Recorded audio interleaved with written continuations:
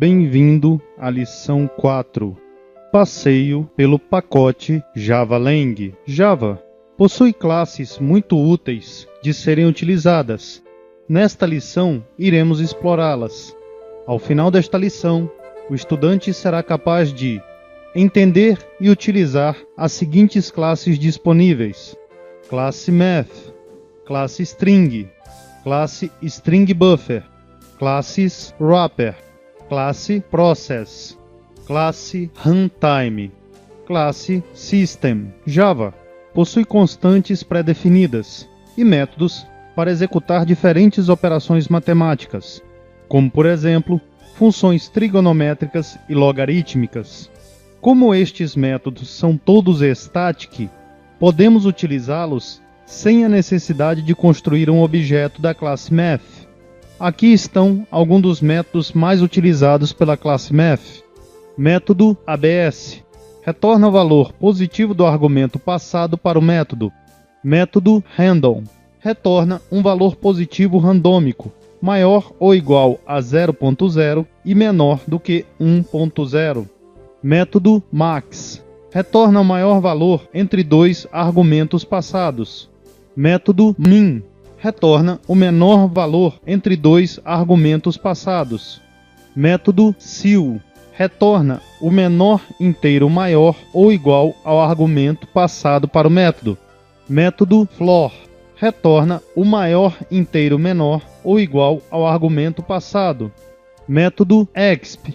Retorna o número de Euler, E, elevado à potência informada no argumento passado.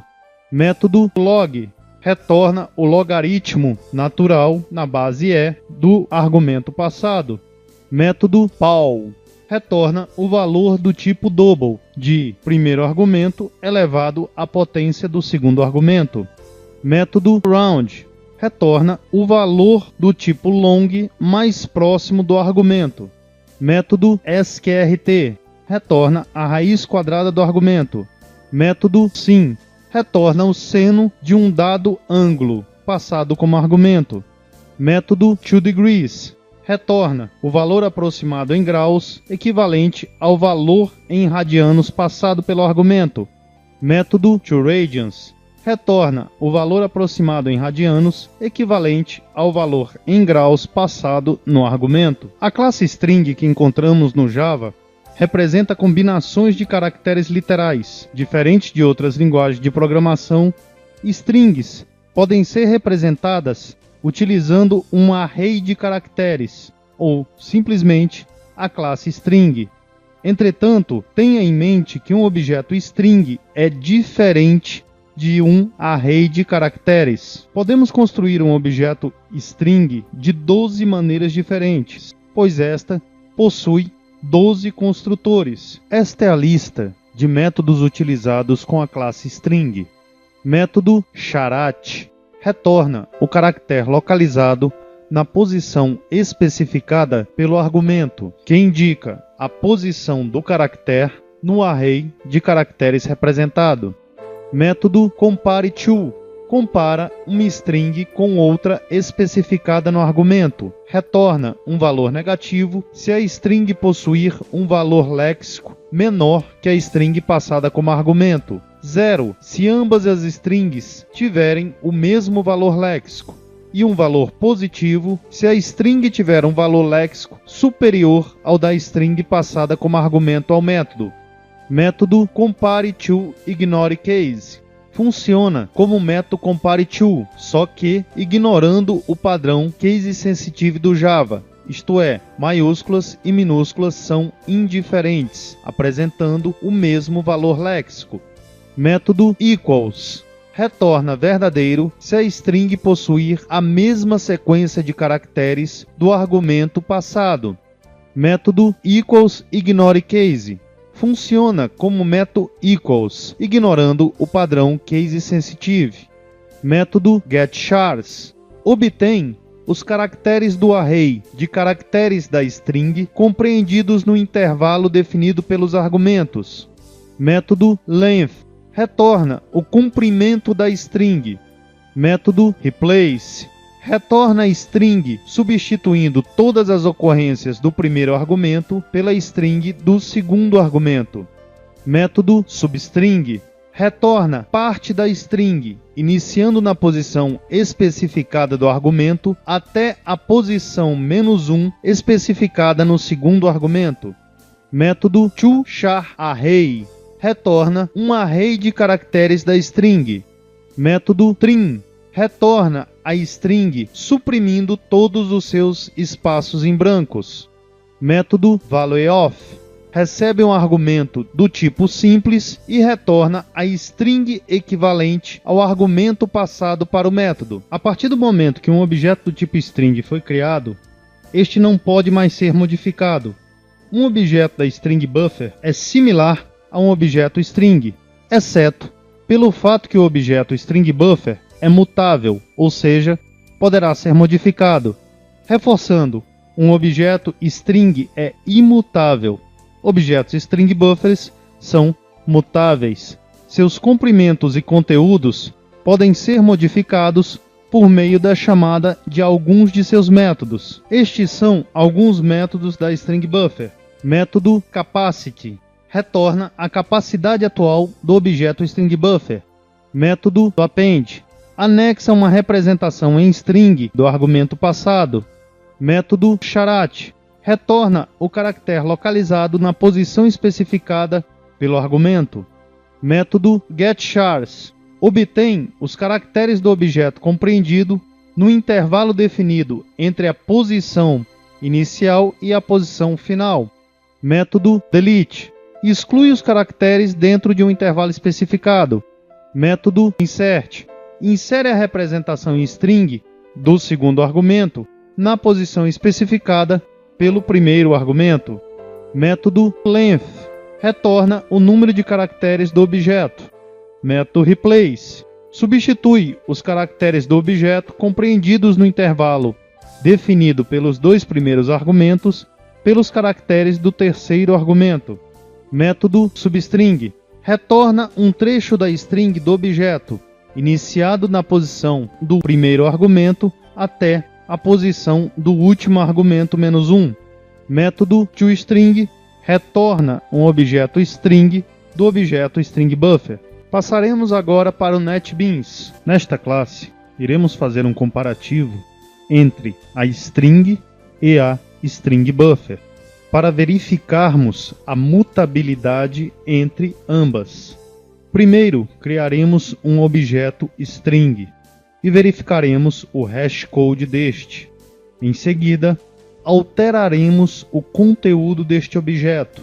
Verificaremos o hashcode, realizaremos o mesmo processo, só que utilizando a string buffer.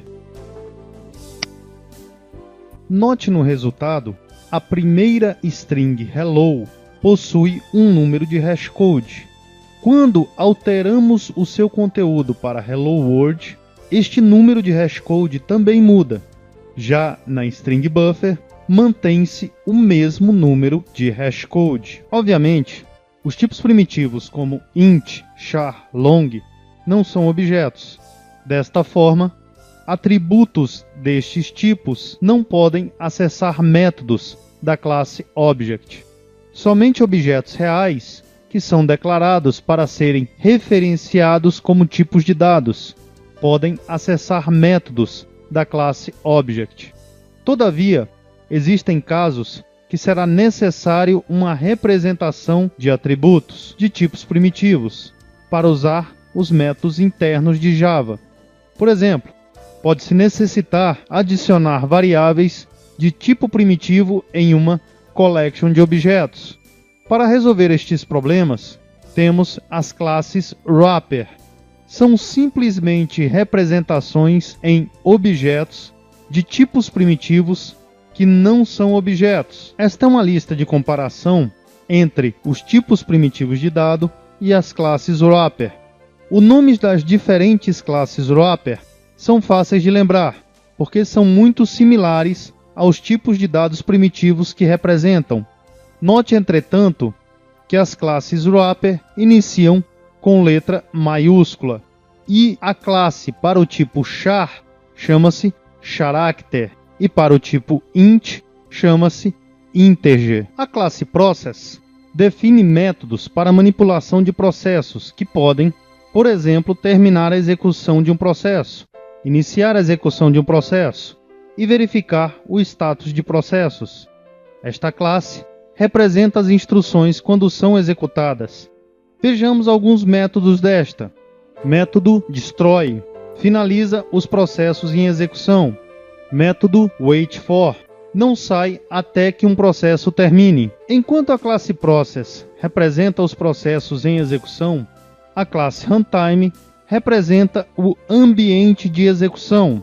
Dois métodos importantes dessa classe são: método getRuntime retorna o ambiente de execução associado à aplicação Java atual. Método exec executa um comando passado como argumento, permite executar novos processos. Passaremos agora para o NetBeans. Nesta classe, criaremos um objeto do tipo runtime e através deste objeto executaremos um processo. O processo será um comando para abrir o editor de registros do Windows e solicitaremos que este processo aguarde execução. Como resultado, ao executar esta classe, teremos o editor de registros aberto. A classe System oferece muitos atributos e métodos úteis, como a entrada padrão, a saída padrão e um método utilitário para copiar rapidamente parte de um array, método arrayCopy. Copia os itens do array passado como argumento para o método. Método currentTime_news retorna a diferença entre o tempo atual e 1º de janeiro de 1970. O valor de retorno é em milissegundos. Método exit termina a execução da JVM atual. Um valor diferente de 0 para o status por conversão indica uma saída anormal. Método GC solicita a execução do Garbage Collector, que poderá liberar espaços em memória que não estão mais sendo utilizados. Método setIn troca a stream associada a system_in, que por padrão refere-se ao teclado. Método setOut troca a stream associada a system_out, que por padrão refere-se ao monitor. Nesta classe, iremos modificar a saída padrão, que normalmente é o monitor, para um arquivo que será criado na pasta C2. Criaremos dois arrays, com capacidade para 5 milhões de elementos inteiros. Carregaremos o primeiro array. Começaremos a anotar o tempo inicial. Carregaremos o segundo array através de uma cópia sobre um comando for. Anotaremos o tempo final. Em seguida, copiaremos novamente o array, desta vez utilizando o método arrayCopy, e novamente analisaremos o tempo de cópia.